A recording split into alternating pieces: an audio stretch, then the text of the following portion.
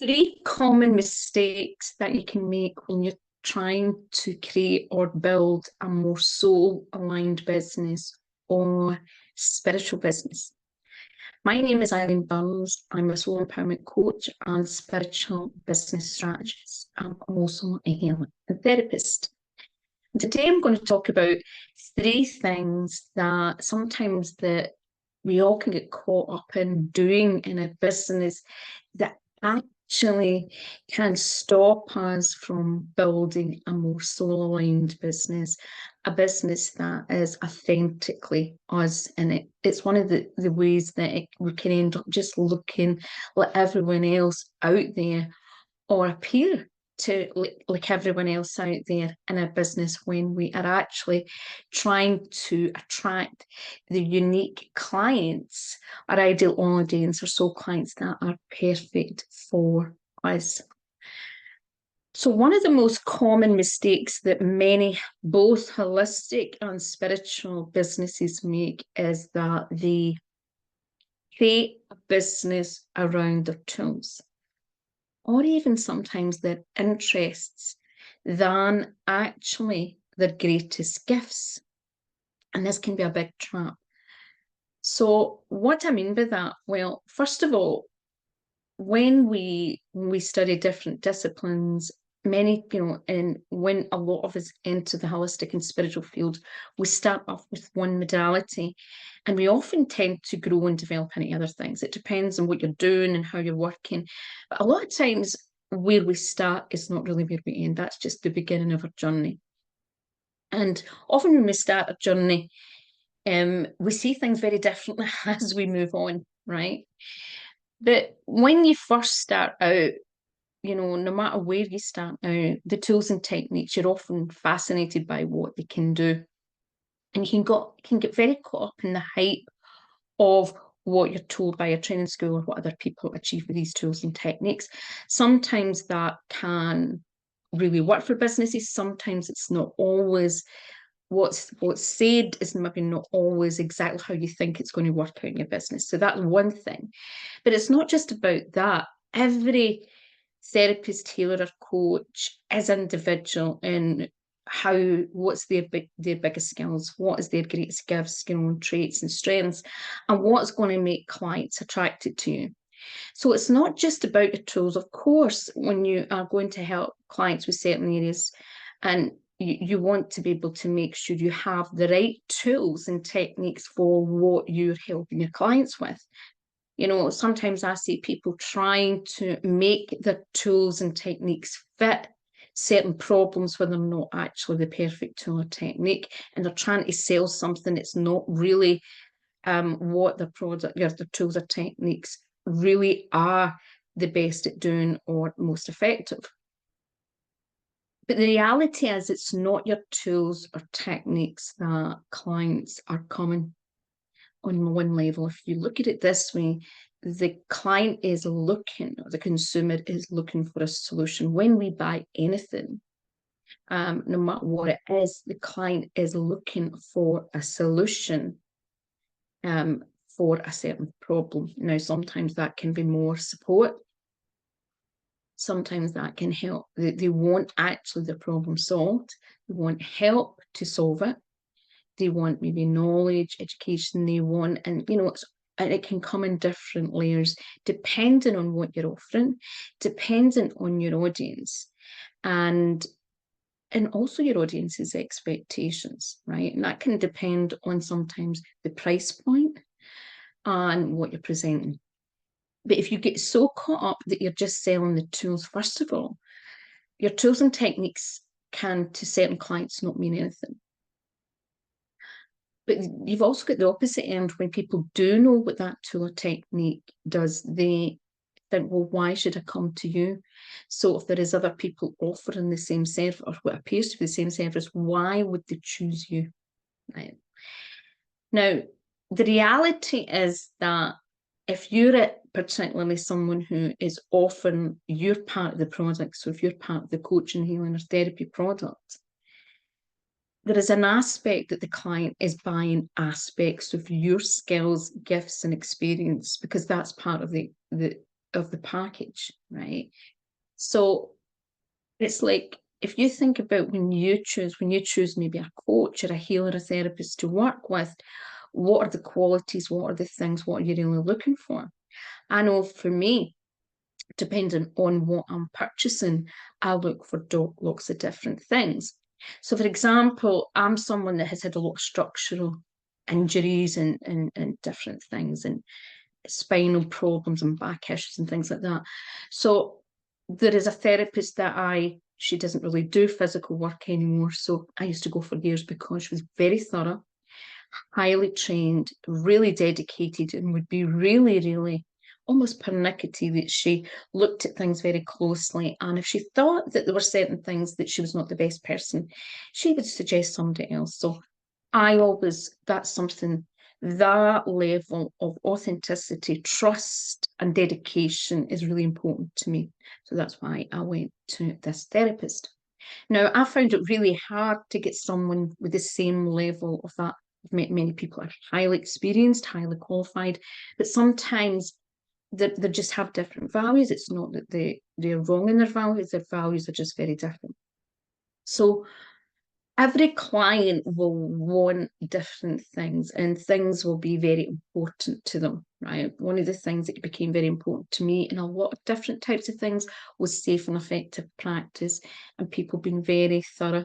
So there were certain types of therapists for certain things, I'm not saying for everything, that I just wouldn't go to because I wanted, to me, there were certain key qualities and traits and things that made me feel more confident and helped me regain, a wee bit of trust, because I had lots of kind of bad, not so nice experiences.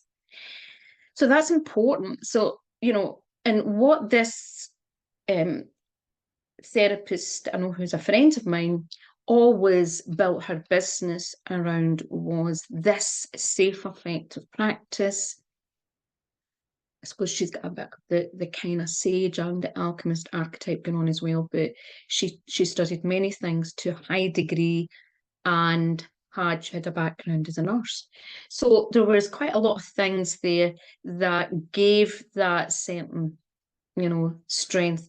But it was her gifts of she was almost like a little detective and being able to look at things and not assume things. She never made assumptions about you. She didn't project onto you. She was professional enough to look at things in a kind of more objective manner, right? So that was her gifts, right? Now, when you're choosing to create a business, if you get so focused on the technique and you're just about the technique, things change. I've studied in the holistic field for over 30 years, and I've saw tools and techniques come and go. And what I mean by that is becoming some of the latest fad. Some come out of fashion, and something that might be the flavour of the year or the flavour of the month, then lose kind of, maybe it just doesn't become as popular for so many reasons. It can be just faddy, or it can be people are interested in, or it can be that there's a new technique comes out, there's something that's far more quick, effective, or less clumsy, or feels more natural to people. There is so many things. We're now in a field that there's thousands of different types of techniques, and there's things that are extremely powerful, and everybody's different. And of course, some clients will want more traditional things that they know about, but it's mostly people are mostly just interested in what you can solve. And if you get too attached to your tools, it can stop you growing, expanding, and it can also stop you, because sometimes what happens, as I mentioned earlier, was that people try and force their tools as if it can do almost everything and anything. And the reality, it's almost like a child using a large crayon, to do some sort of artwork that requires fine skills or a fine pen. That's what it's like. It's like trying to, do something which is not really the perfect fit. Now, also in that strand is sometimes interest. We can have so many interests when we enter the holistic and spiritual fields. And that often means that many therapists and healers end up training in so many different things, want to do everything. but they can't master everything. And when you can't master everything, you're not giving your client the full all. You're just coming in half-hearted with, oh, here's something else. It's like this shiny object syndrome. You just want to try something different and whatever. Now, there's a big difference for us learning something for our own learning and just having it as an extra tool than really learning something. And sadly, what's happened in the industry, and I do understand why it's happened in the holistic spiritual industry, that lots of things are just done over a couple of days. And some of it's just because it's the only way that people will buy, or they feel it's affordable. So businesses do that. And there is some things that can be taught shorter. But we have traded that for quality and in-depth training and awareness. One of the biggest things that I see as someone who's been a big buyer, but has also been a teacher in the field, is that lack of awareness is a big thing. And often a lot of training skills, and I've seen it myself, you know, being a student, is many things are taught that this can do almost anything. And this is safe for everything, when actually it's not true. It's just that that school maybe never thought out the box, or don't know other techniques or other things that are more helpful, or they've maybe not done proper non-biased research on exactly what's definitely benefiting. You know, there are a lot of claims made out there. So that can put the therapists in a really difficult situation, because they can often start businesses. I know so many people that have bought the latest hype and went into different training and spent lots of money doing lots of training, and yet could really help clients with lots of things. But it actually, they didn't, you know, would admit to 4 or 5 years down the line, actually, it did not do what it claimed to do. And these are, you know, lots of people. When you know lots of people, and this is an example, right? So what can happen is that can create a lot of problems. So you can have a lot of interest, but if you try and do too many things in your business, you again confuse the client. I've been there, done it, and do T-shirt, and sometimes I have to try and watch myself, because I'm someone that's 30 years, so I've studied many things, not just take over a couple of days, but maybe years, right? And sometimes you've got a lot of those tools and you can see the benefits for different types of client. It's, you've got to rein yourself in. But it is understanding, again, that is knowing what, when it's a soul aligned business, you are building a business what you are the greatest at, what is the most natural, where you can help people the most powerful way, and where you can attract soul clients that feel that you are often, what you're offering for them is perfect for them. It's not just a bit helpful. It's not that, they want to say it, that helped. You want them to feel ecstatic and completely happy with your offerings as much as possible, right? Of course, there is certain types of products and services where it's the client has to do the work, and the client has to use their common sense and their commitment. And if they're not willing to do that, there's a problem. But you also have to be careful that if you're building your business just around your tools and techniques, you aren't really focusing on a niche and what you really can master, right? And a soul aligned business is about helping people in the way that you can best serve, right? And if you try and try and offer too many people or too many things, you are given often a weak version of you, and you're not really showcasing or sharing in your business what your true purpose is. Now, another common mistake that many people make, and they can make this in other types of business as well, is taking a business around a business model that it doesn't work for them. It maybe work for other businesses they know, or they see everybody else that using a certain business model, so they just think that that's the business model that they should use. Now, of course, there's certain types of general business models and kind of standard business models that can work better for certain types of businesses. And one of the pitfalls that many holistic businesses and spiritual businesses can fall into is this: when they charge per hour, and they're building a business model around that, it kind of, they struggle to go through a plateau of earning, and they can end up, burnout, because they're constantly having to do a lot of physical work for their rumination.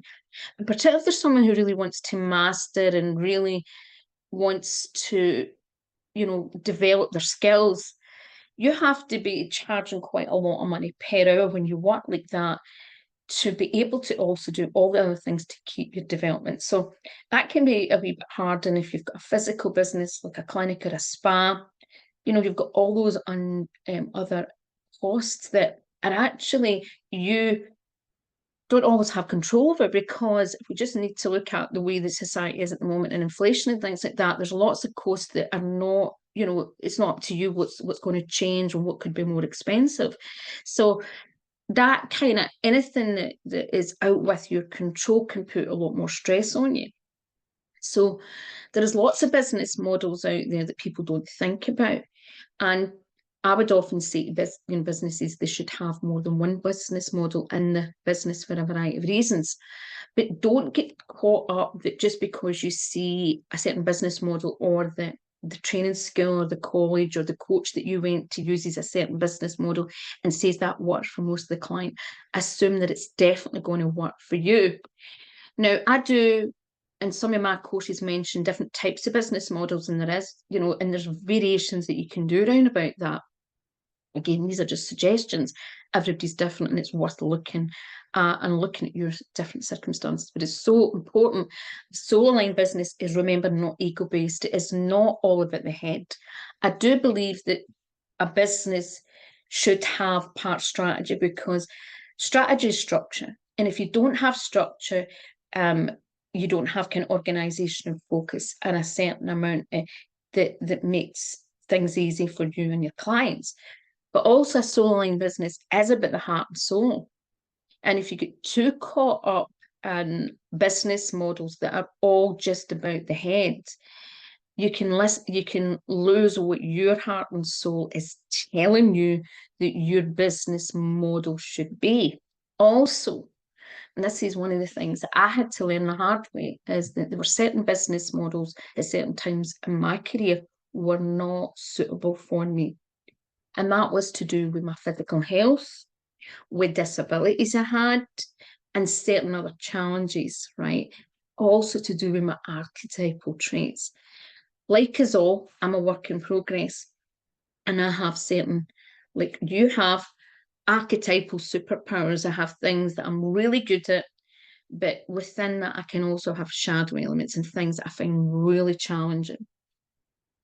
Now, we can work on these challenges, but sometimes there's some things that are just so out of depth or so hard that either you don't include it in your business, or you have a model, or you design your business in a way so that somebody else deals with certain things.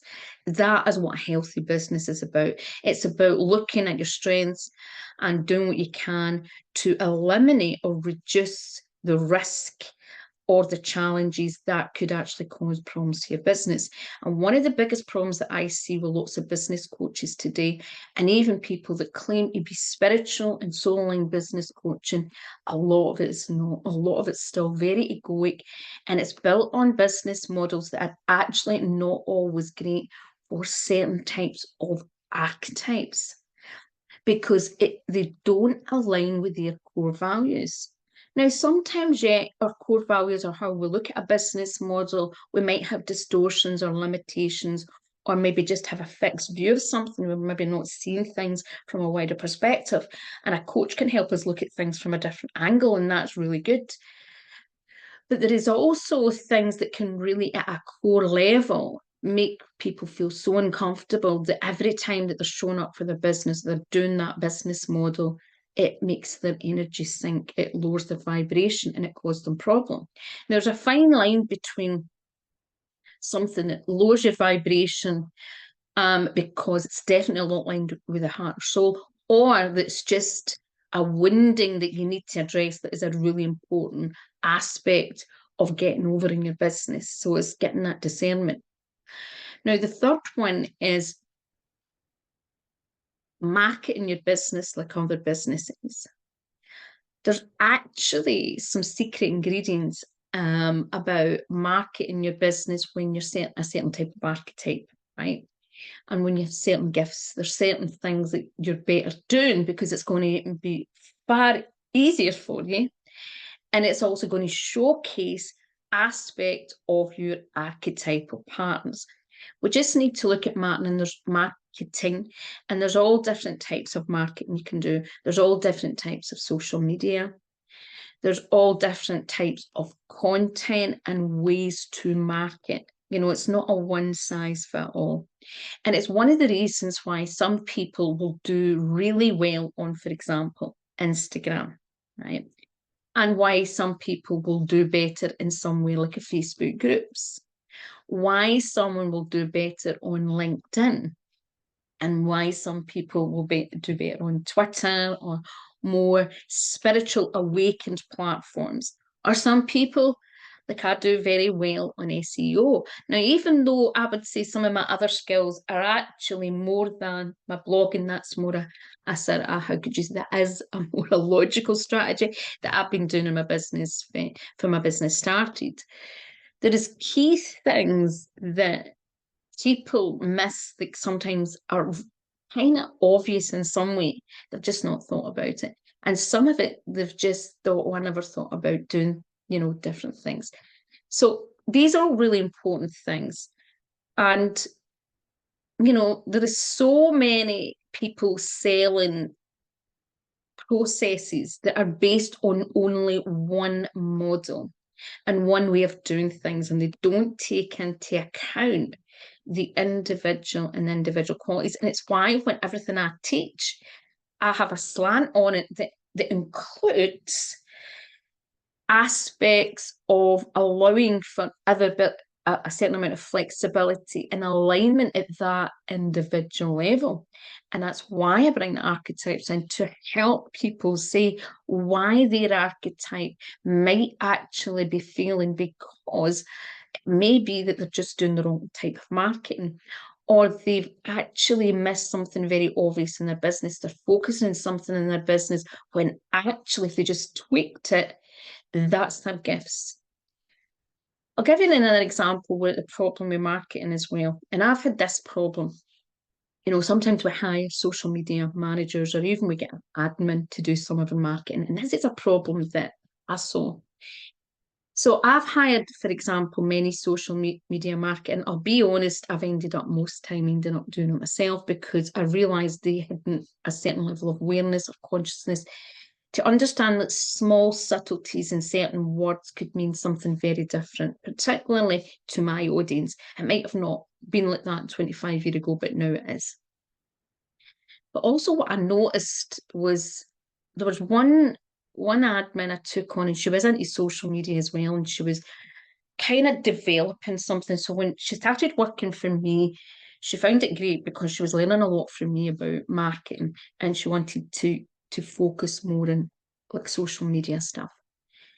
But what I noticed was, and I knew some of the clients that she already had other than me, what was happening, because she was working with my content so much and she was learning and I was giving her access to courses, was she was actually using the same taglines in my business. You use terminology, all the words that I would use to describe my business, and things that were to do with my archetypal traits and my business and my gifts. She started using it in her own business and the people she was working with. Now, I don't think at a conscious level she realised she was doing this, and this was quite a few years ago.